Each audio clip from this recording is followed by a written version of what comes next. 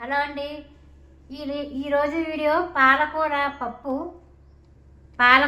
కావాల్సిన పదార్థాలు చూద్దాం రండి. కందిపప్పు అండి, ఇదిగో ఈ గ్లాసుడు నానబెట్టుకున్నాను అన్నమాట. తొందరగా ఉడుకుతుందని నానబెట్టేసుకున్నాను. అలాగే ఇదిగో ఒక కట్ట పాలకూర తరిగి పెట్టుకున్నాను శుభ్రంగా కడుక్కొని. 2 టమాటా,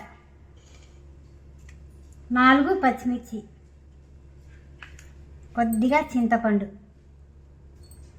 వేరుశనగ గుళ్ళు, కారం, పసుపు, ఉప్పు, ఆవాలు, జీలకర్ర, మెంతులు ఒకటి, ఎండుమిర్చి, ఇంగువ, నూనె. ఇవండి దీనికి కావాల్సిన పదార్థాలు. ఇంకా ఎలా చేద్దామో చూద్దాం రండి.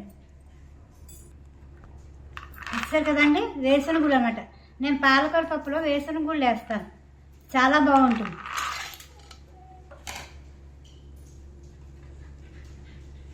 అలాగే ఇగో పచ్చిమిరపకాయ,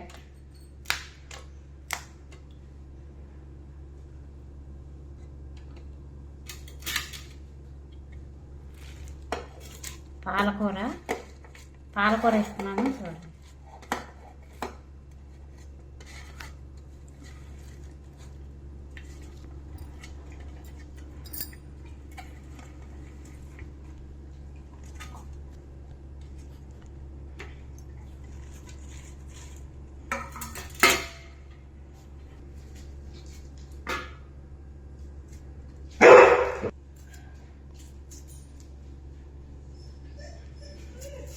చూసారు కదండి, ఇగో 2 టమాటాలు కట్ చేసి వేసుకున్నాను.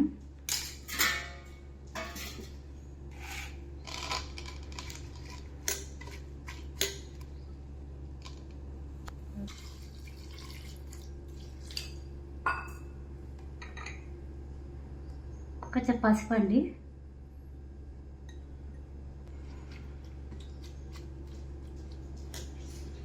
అంతే.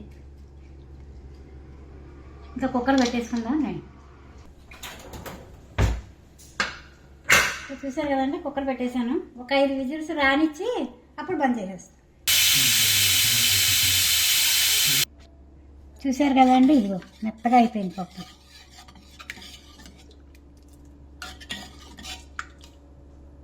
చూసారు కదా వేసిన గుళ్ళు కూడా ఇగో భలే ఉంటాయి ఇందులో వేసిన గుళ్ళు. చూసారు కదా, ఇగో కొద్దిగా చింతపండు పులుసు.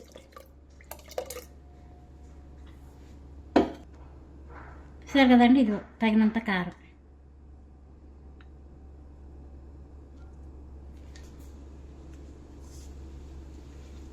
తగినంత ఉప్పు,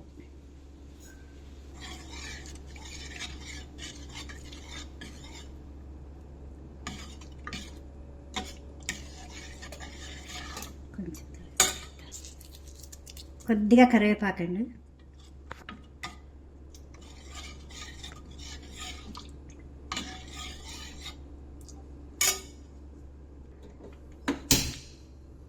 ఒక్కసారి మరగబెడతాం. చింతపండు పులుసు వేసాం కదా, కొద్దిగా కొద్దిగా ఇంగువండి, మళ్ళీ పోపులో కూడా వేస్తాను.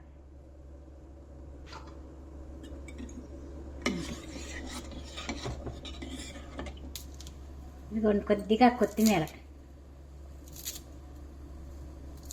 కొద్దిగా సాంబార్ పౌడర్ వేస్తున్నాను. చూసారండి, ఇదిగో మరిగిపోయింది. పప్పు అంటే నేను బాగా గట్టిగా చేయనండి, ఇలా కూడా చేస్తాను. కొద్దిగా ఆవాలు, కొంచెం జీలకర్ర, కొద్దిగా మెంతులు, ఒక్క ఎండుమిరపకాయ,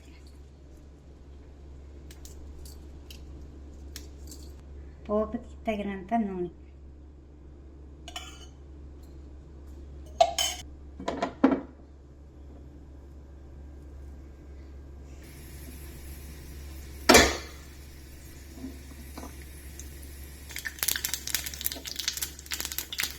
కొద్దిగా ఇంగువండి,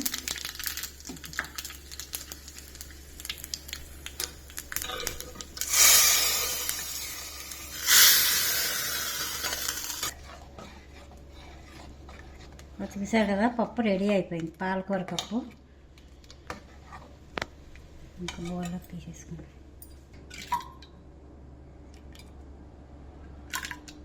చూసారు కదండి, పాలకూర పప్పు రెడీ అయిపోయింది.